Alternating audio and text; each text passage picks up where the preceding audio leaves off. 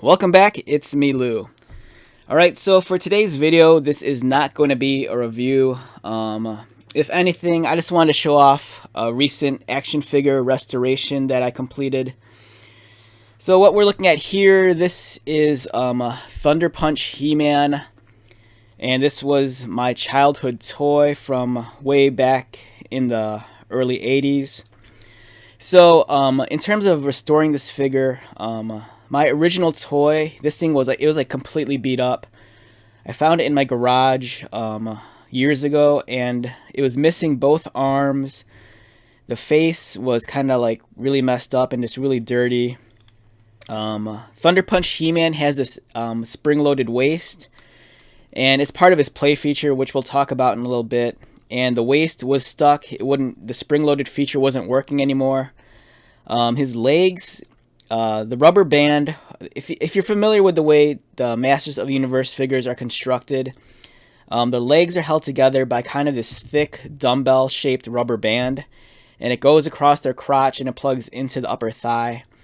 And on my figure, the rubber band, it kind of like suffered from dry rot, so it was like really fragile and brittle and wasn't really holding in place anymore. The legs were dirty. They were stained permanently towards the top, and the figure was just a mess. I was really fond of this figure when I was a kid. I have vivid memories of playing with this toy, and I didn't want to just buy a completely like new figure or one that was like, you know, secondhand but in decent shape. I really just wanted my childhood toy back.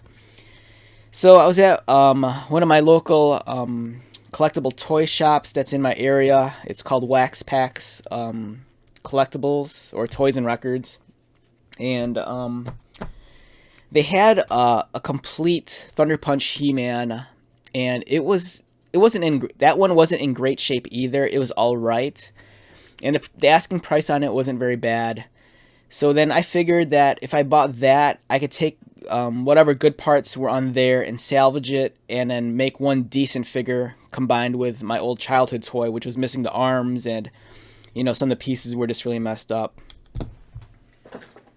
Alright, so one thing I found out, so this is what was left over after I completed my restoration.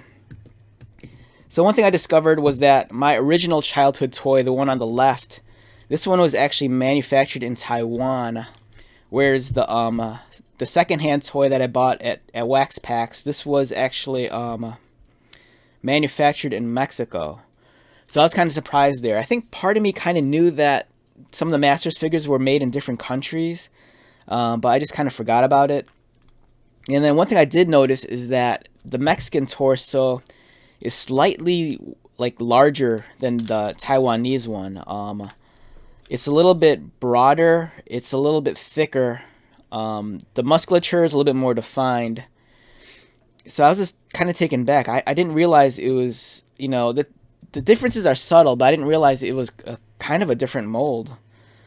The painting is different on both too, whereas the Taiwanese one, the paint application on the chest armor is more of like a red-orange. The Mexican one was pretty much orange, and the paint application was actually a little bit cleaner in some areas. The reason why I didn't end up using the secondhand Mexican torso was because it had more paint scratches, and the spring-loaded feature on this one was still intact.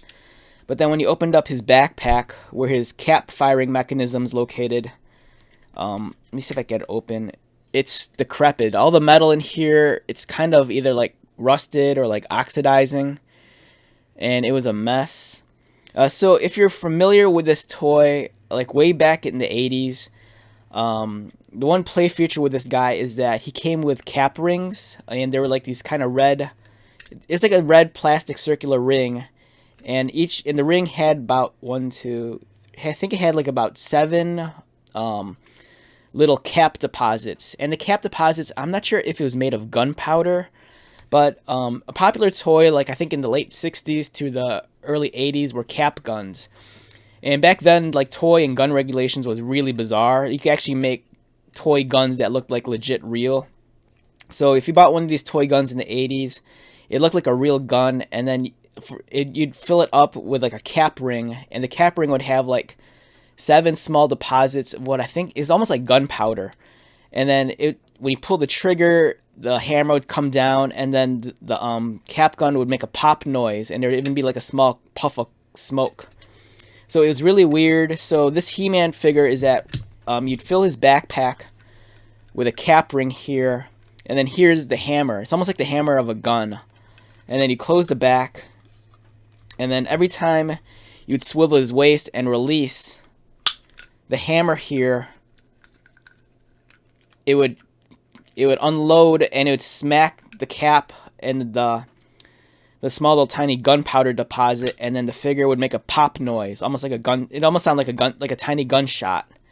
It was weird, but for me, it was like one of the coolest features about this toy as a kid. Because as a little kid in the 80s, I was all about, like, you know, realistic looking toy guns and cap guns.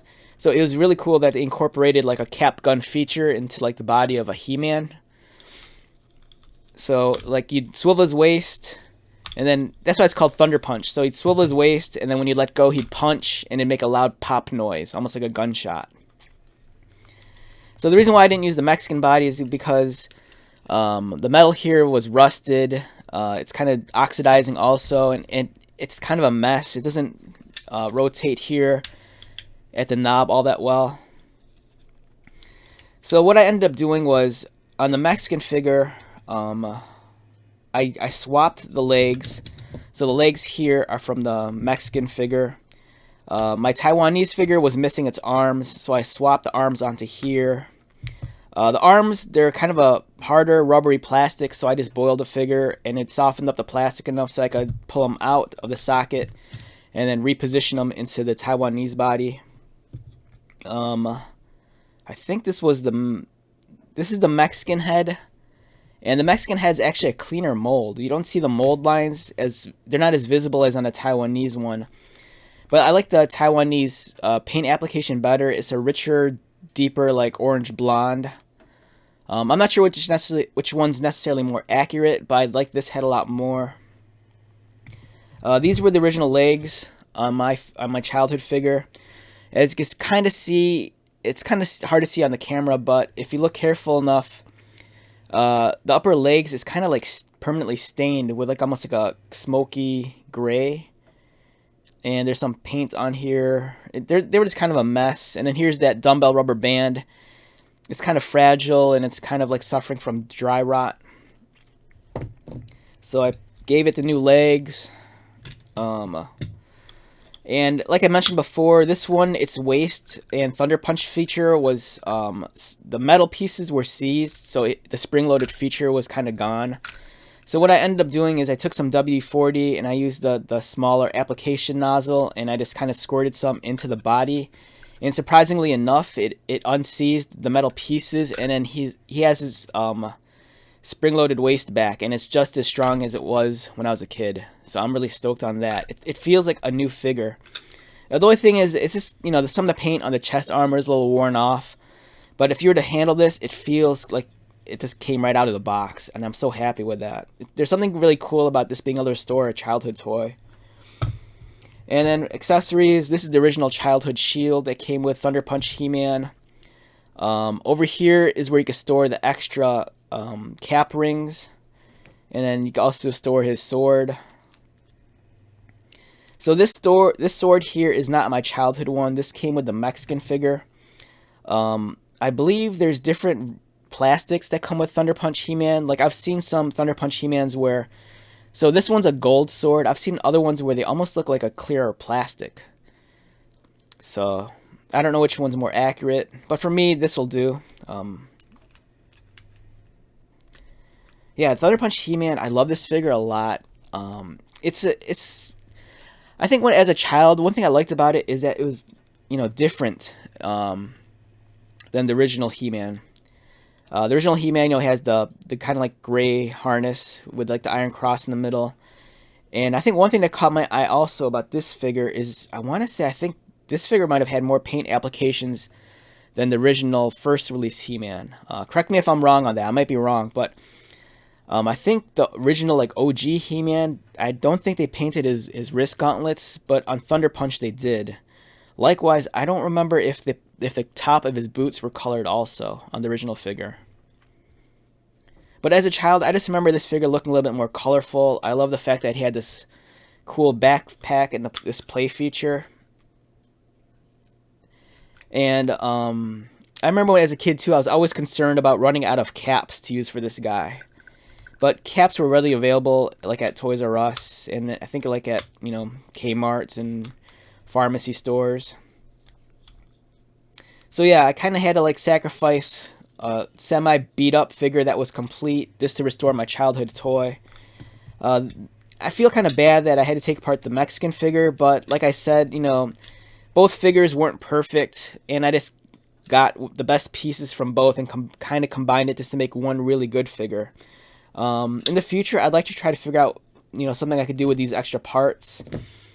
The one downside with Thunder Punch He-Man is that his arms are different than the standard He-Man figure.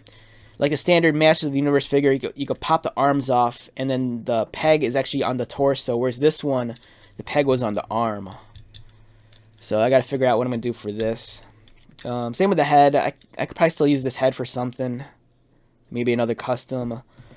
These legs, even though they're stained, I'm going to try to see if I could kind of unstain them, and maybe I could reuse them on another body. But if you ever had to like replace this like dumbbell band on a He-Man figure, it's like the worst. It's like a nightmare.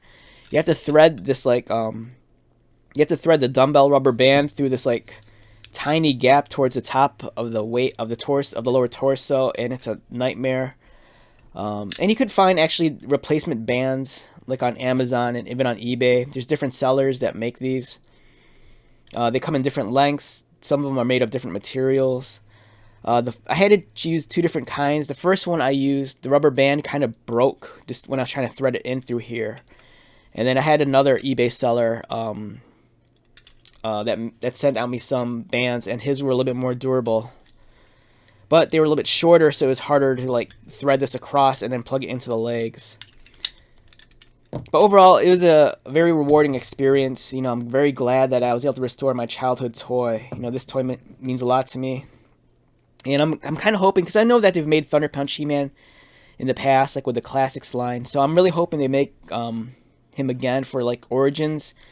But unfortunately, you know, with the way things are and, you know, this play feature, I doubt that Mattel will incorporate this feature into an Origins Thunder Punch if they ever made one. And here's Origins He-Man, if you're curious about the scale. Yeah, so I would love an Origins He-Man, but with the Thunder Punch armor. I think that'd look really cool. Alright, so this video is, you know, it's like I said, this wasn't necessarily a review video. I just wanted to kind of share my restored toy. It was something that I was considering documenting the process, but it would have been a horrible video to shoot because it was kind of a nightmare just trying to disassemble this, and then, you know, 90% of the video is just me boiling parts over the stove just to get the plastics to be softened up. Alright, with that being said, let's close this video out. Once again, my name is Lou. If you are new to my channel, welcome. If you're a returning subscriber or viewer, thank you so much for your continued likes, comments, and support. I greatly appreciate it. So until the next video, be safe, take care of yourself, buy lots of toys, and most importantly, be happy. And I will talk to you later.